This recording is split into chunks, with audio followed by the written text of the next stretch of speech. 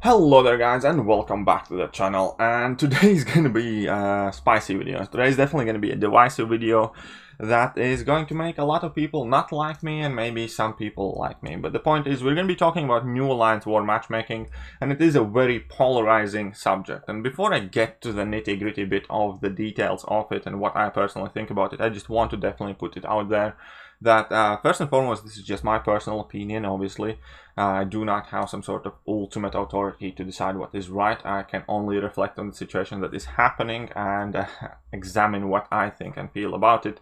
And in this situation, no matter what I say, no matter where I fall, no matter what I think, there is going to be one half of the people who disagree with me. Because this is a 50-50 subject that's very, very polarizing in Model Concept Champions right now, if you care about Alliance War at all whatsoever. Right, and that is the change to the matchmaking, where basically Alliance War matchmaking now prioritizes your war rating above everything else. So, there have been already a whole bunch of threads, complaints, messages to me privately, messages to other YouTubers and content creators about these huge mismatches that are happening. Here are some examples. Here we have 27 million alliance against 16 million alliance. Here we have 19 million alliance against 28 million alliance. And here we have 38 million alliance against 12 million alliances. And these differences vary vastly, basically. There are very, very huge amount of different mismatches, and the threads already exploding on the forums. And let's get something straight. Yes, 12 million alliance pretty much has no chance of winning against the 38 million alliance. That much is clear, and that is not cool for the 12 million alliance, obviously.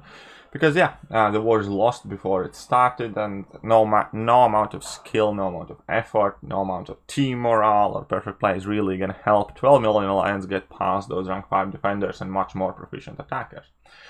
However, we can see that these alliances placed in Gold 1 and Platinum 4 in previous seasons respectively, so they're placed in brackets neck and neck, so they almost got the same rewards.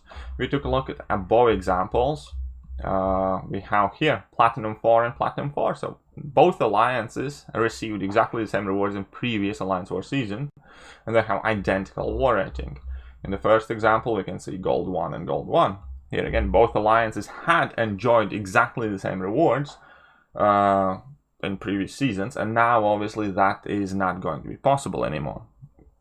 And here is the same kind of like idea clashing principle, because if you are somebody who believes that Alliance War should be a pure testament of skill, then in my opinion you're extremely naive, because you neglect to realize that the size of your account and size of your alliance also represents how capable you are in the game.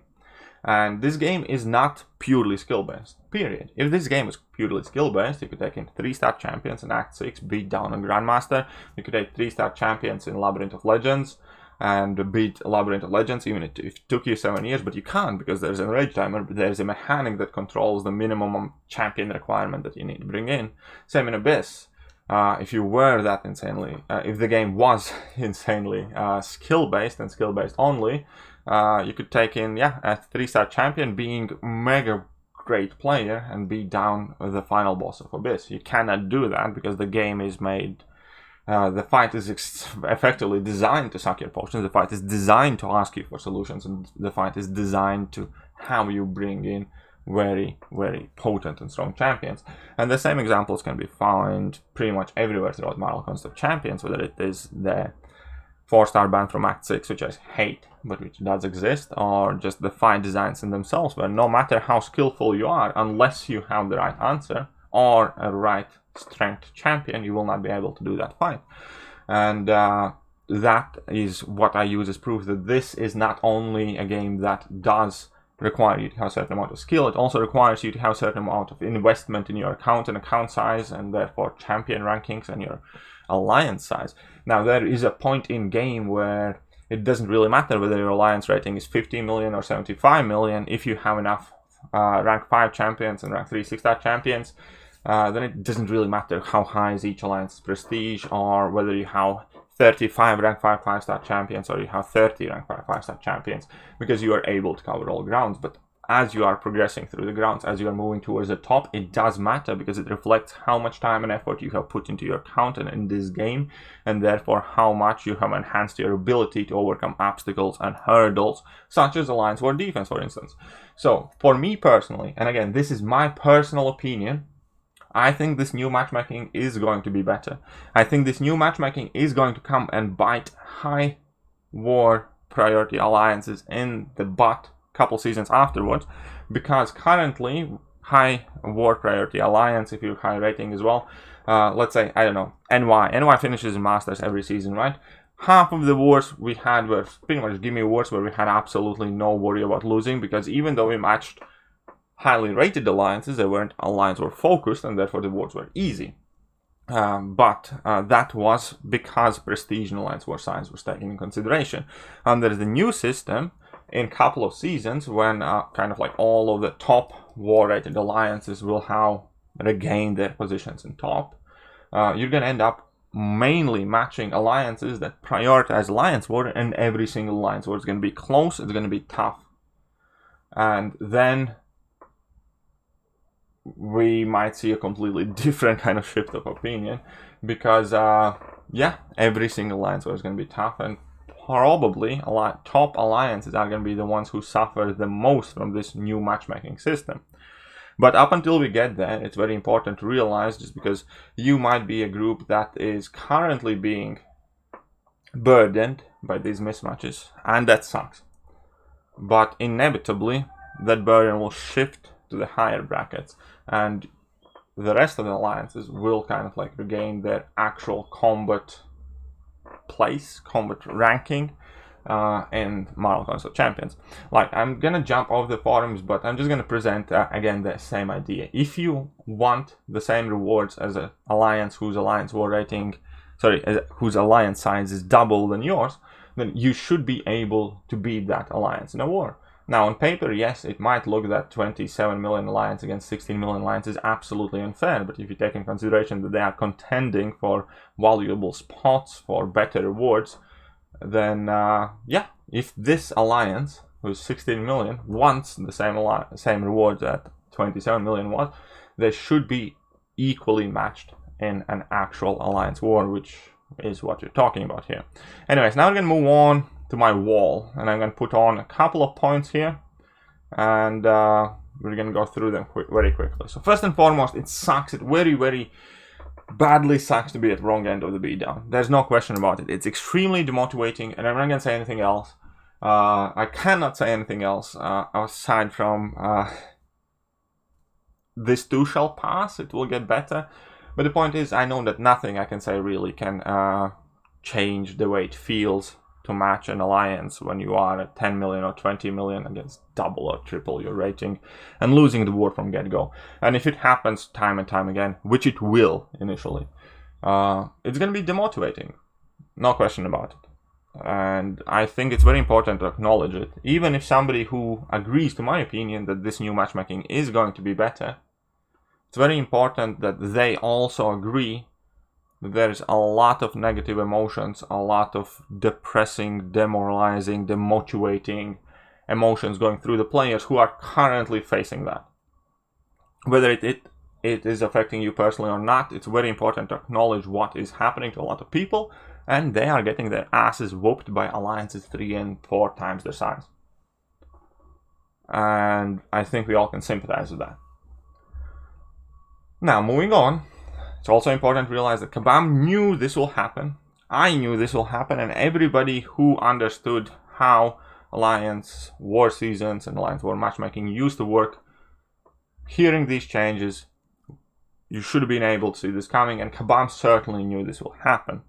They still choose to do it for a reason, because ultimately they decided that this will be a better system to measure Alliance strength.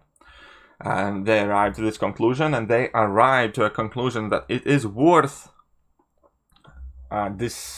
satisfying so many of their players in the name of this change for better.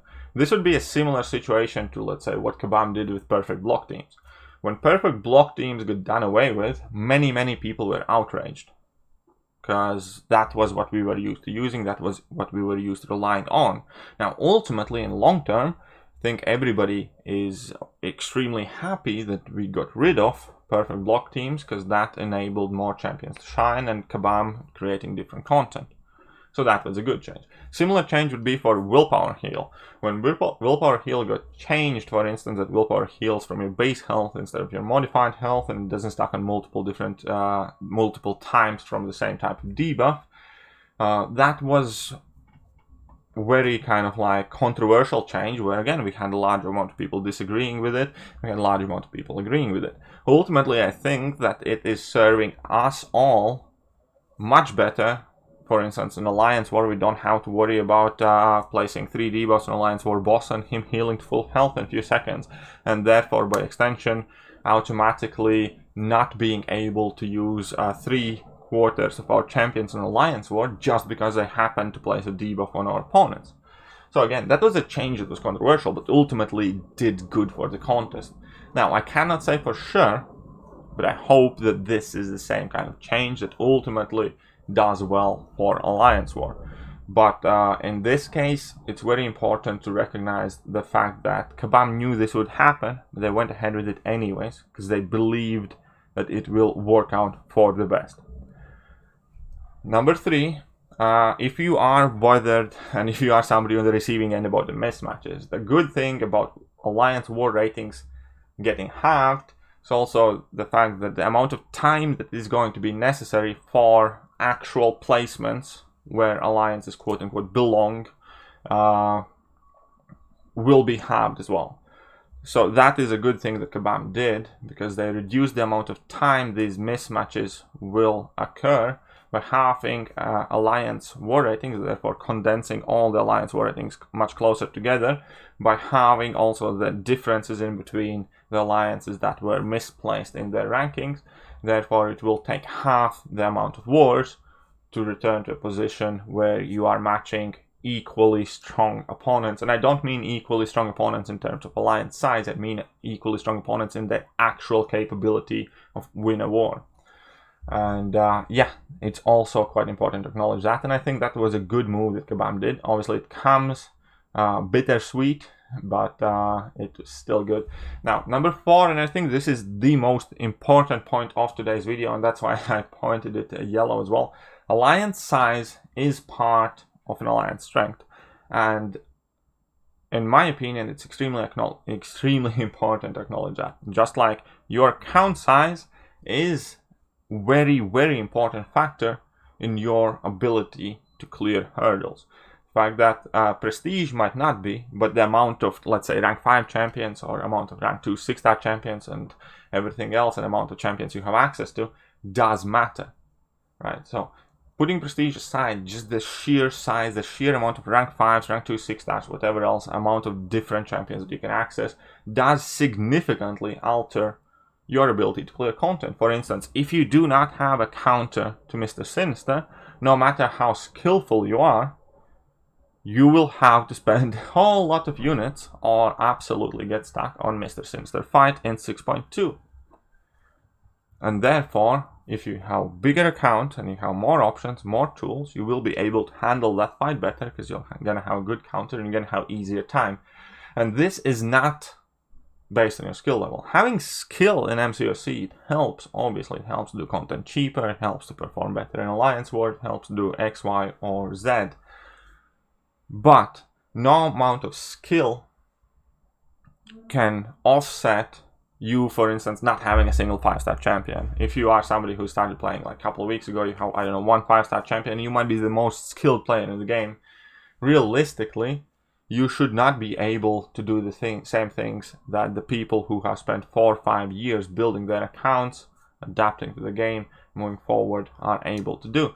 And in some games it's possible. I don't know, FPS games, you can start playing Call of Duty and within a couple of days you can ascend the leaderboard. But this isn't just purely skill-based game, as I discussed at the beginning of the video. This is also a game that involves you collecting shards, collecting catalyst, collecting ISO, accumulating gold, obtaining champions. All of those are important things in this game and significantly affect one's ability to play it. Therefore, again, I understand it would feel crappy to be at the wrong end of the beatdown. But the point is that if you find yourself being at the wrong end of the beatdown, there is a reason for it. And it's only a beatdown because your account has not put in the same amount of money, the same amount of time, the same amount of effort into building itself. There has to be a benefit from playing this game long term. And the benefit is having a better account, therefore having a better ability to clear content. If you take that away, very important side of this game falls apart. And Alliance War represents that probably harsher than anything else does. If your account sucks, it doesn't matter how well you can play. You need to get your account better. That should be your primarily objective. Whether it is by grinding arena, whether it is by completing quests, or whether it is by wailing out. I'm not the one to judge. But the fact of the matter is that you should not be able to do all of the same things within 6 months of playing this game, but by being extremely skilled, than somebody else who has been playing this game for 5 years, who has grinded its way out, who has completed the content, who has gritted through all the crap to make their account better. So that is important. That is very important to understand, and I hope that this somehow can lessen at least some part of the frustration. Because realistically, think about yourself. You're a great player if you are being mismatched right now. You're in a good alliance, you're surrounded by skillful players.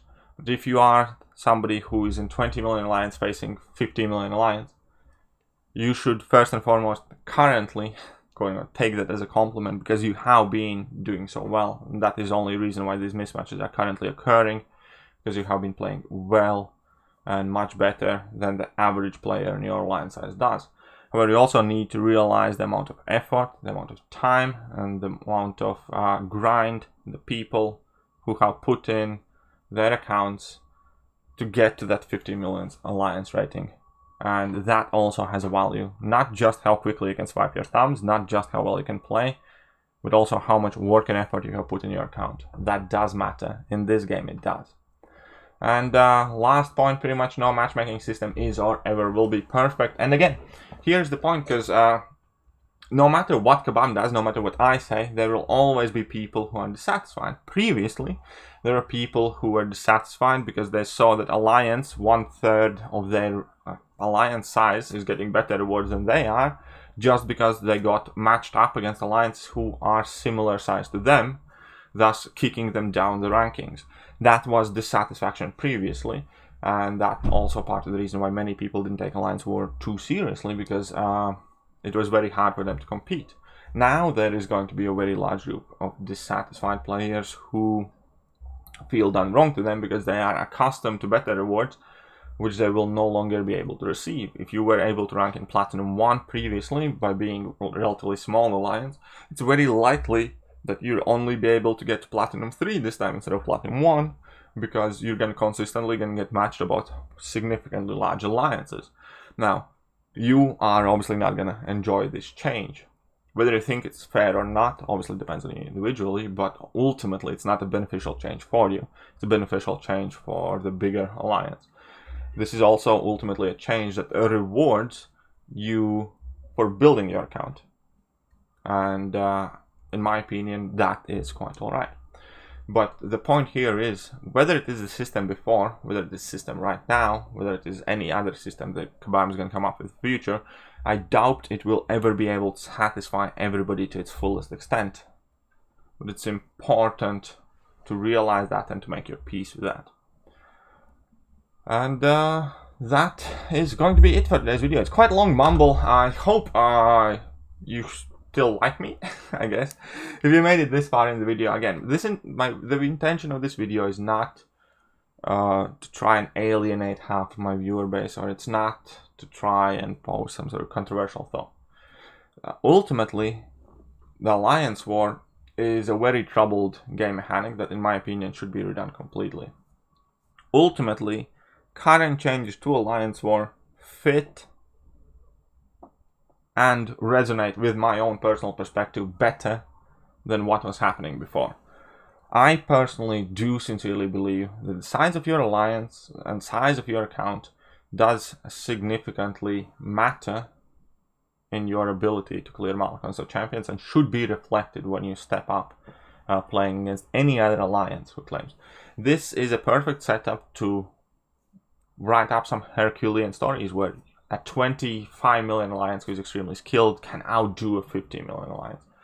This is what, quote unquote, the strong players should want. The strong, confident players should be really happy with this change, because this will give everybody a chance to prove and find out exactly where they place in the overall strength of MCOC, in a sense that you will be given a chance to play higher rated alliances and beat them if you can. If you can't, then that's going to be the top of your strength currently, and you're going to know that you need to go and improve your account, right? And additionally, for the top war alliances, which are going to end up inevitably facing each other consistently and again and again and again, will have much kind of like more significant way of proving their actual standings within, like, let's say the top 10 or top 20. Because if you consistently play the same alliances over and over again, yes, it's going to be very hard to earn those top spots, but when you do, you're going to have a legitimate kind of like claim that that is your actual alliance strength to place in top 3 currently, let's say. It's not going to be a matter of we spent an entire season, we never matched the first place alliance, or they got matched against them and they left X nodes up. There's going to be a lot less of that, and there's going to be much more of alliances actually fighting each other. And I hope it works well. But yeah, anyways, that will do for this video. I hope you guys have enjoyed it. If you did, then hit that like button. If you're mad at me, look at the baby Yoda, calm yourselves down. You can also hit that like button. Drop a comment about what you think about the new Alliance War changes. And yeah, I'm gonna catch you guys soon. See ya.